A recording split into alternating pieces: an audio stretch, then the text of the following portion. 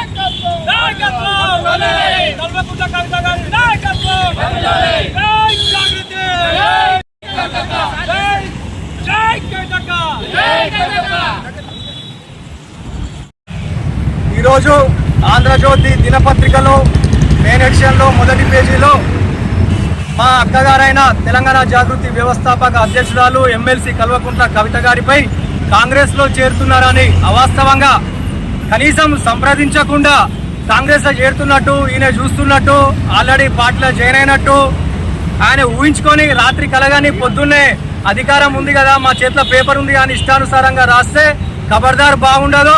రాష్ట్ర వ్యాప్తంగా నిరసనలు చేస్తాము. నీ ఆంధ్రజ్యోతికి పుట్టగతులు లేకుండా చేస్తాము. ఏమనుకుంటున్నారు కవితక్క గారి గురించి? ఇష్టం వచ్చినట్టు మాట్లాడి వారిని స్టేటస్ని తక్కువ చేద్దామని చూస్తున్నారా?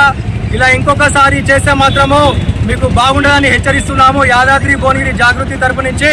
అదేవిధంగా మీరు అంత పెద్ద ఒక వార్తాపత్రికకు మీరు ఒక ఓనర్ అయ్యి ఉండి చిల్లర మల్లరగా చిన్నపిల్లలు ఫేస్బుక్లో, ఇన్స్టాగ్రామ్లో ఫేక్ న్యూస్ రాసినట్టు మీరు రాస్తే రేపన్నాడు నీ వార్తలు కూడా ఎవరు నమ్మరు. నీకు అంతో ఎంతో మంచి పేరుండే వాస్తవాలు రాస్తావని, నిజంగానే నువ్వు అన్ని అబద్ధాలు రాస్తావని ఈ రోజుతోటి రుజువైంది.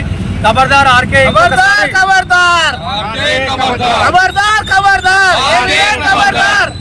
ఆంధ్రజ్యోతి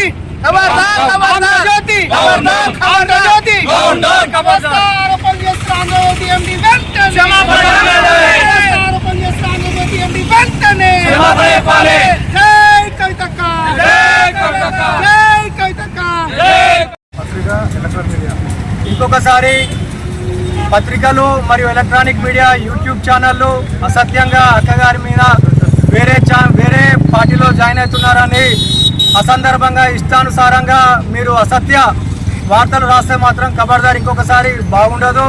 అదేవిధంగా మేము పరువు నష్ట దావా వేయవలసి ఉంటుంది మీ మీద. అదేవిధంగా ఇంకొకసారి మీరు ఇలాంటి చర్యలకు పాల్పడితే మేము మీ ఆఫీసుల పైన కూడా దాడి చేస్తామని హెచ్చరిస్తున్నాం.